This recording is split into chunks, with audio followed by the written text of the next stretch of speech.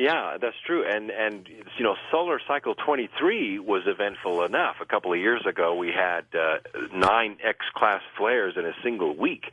But they say solar cycle 24 is going to make 23 look like a walk in the park. And you're right. It reaches its maximum, like a sine wave, right at 2012. Brooks, I noticed that you also highlight the map, the futuristic map by Gordon Michael Scallion. Yes, came across that. We actually licensed that to put it in the book. If you look at that map, it shows a lot of water bodies in the U.S. If you're living in Kentucky or Tennessee, if you're living in upper Missouri, lower Illinois, Wyoming, Idaho, Utah, you're pretty much safe. Anywhere south of there, you could be underwater.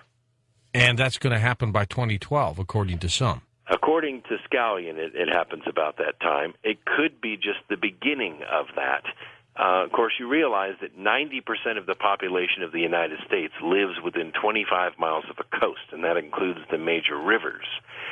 So if that's the case, you chop off 25 miles of the outskirts of the United States, and you've lost 90% of the population. Next up, let's go to Ariana in Arizona. Hi there, Ari. Oh, wow. Hi, that's me. That's you. My granddaughter has your same name.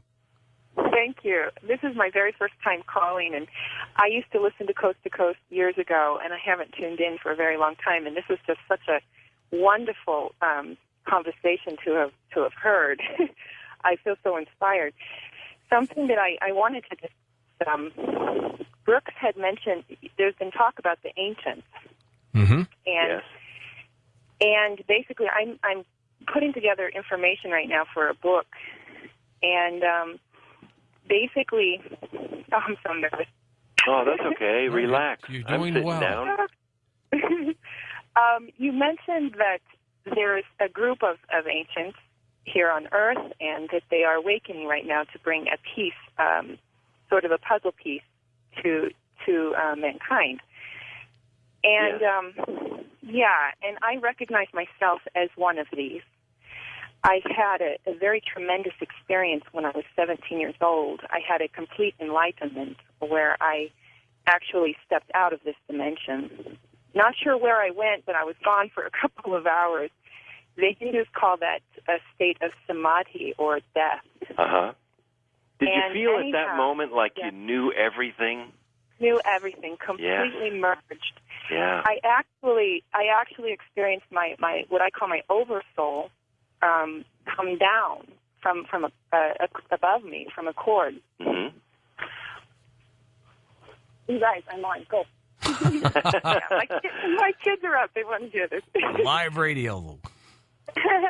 Yeah, and so that I felt my oversoul self come down into my body. And, I mean, this was something that took 5 months preparation. I was practicing. I wasn't a normal teenager. I was practicing martial arts and Qigong, Tai Chi, and also meditation.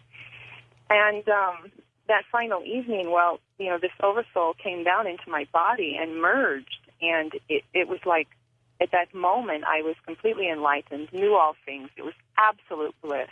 I mean, I think it's the highest achievement that there is in physical body. It kind of dispels all fear, doesn't it? It did. And you really have to go beyond the mind to get to that state. You have to leave everything behind.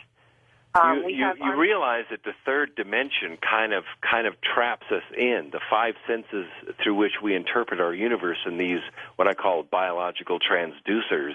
We kind of get used to it. But we're really multidimensional beings, fully capable of grasping the smallest quanta or the creation of planets. And when you get out there where you were and you have this ascension experience, you're never the same, are you? Never. I agree with that. I don't want you to give away the book at the end, but that is as fascinating as any part of it. Well, don't give it away. I won't give it away. I just want people to know that they are source, that they're not different than the universe. And when you get out there, when you start realizing that the knees we skin and the fingernails that we pound with a nail is only part of the experience of being here on Earth. You are an explorer. aren't you? Yes, I am an explorer, and of the many jobs that I have, and right now I'm just finishing a new biodiesel plant up here in Washington State for the company that I work for. Don't you stop? No, I can't. No, it's there's too little time and too many things to do, and it's not that I'm a workaholic.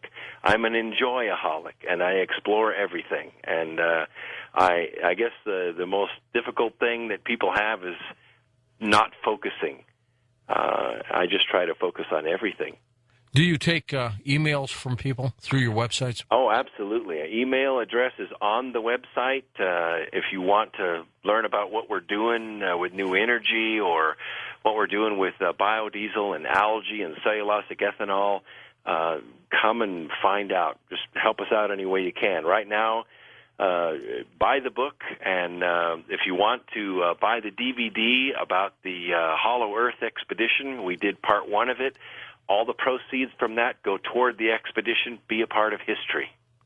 The Arc of Millions of Years, you say this is indeed the final book. This is the final book, just a little under 2,000 pages between the 3 books. And as I said, if they'll buy Volume 3, we'll send you Volume 1 and Volume 2 in audio.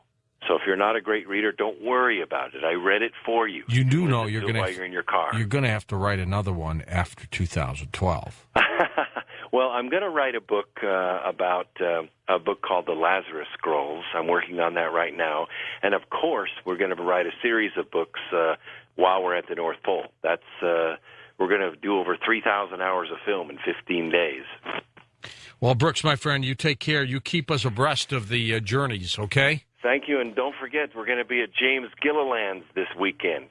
That's right. Absolutely. There's a whole group of you going to be up there. That's right. All right, Brooks, thanks so much. For Karis Coburn, Dan Galante, Tom Danheiser, Lisa Lyon, Lex Lonehood, Sean Ladesseur, Ross Mitchell, Ian Punnett, and Art Bell. I'm George Norrie, somewhere out there on Coast to Coast AM.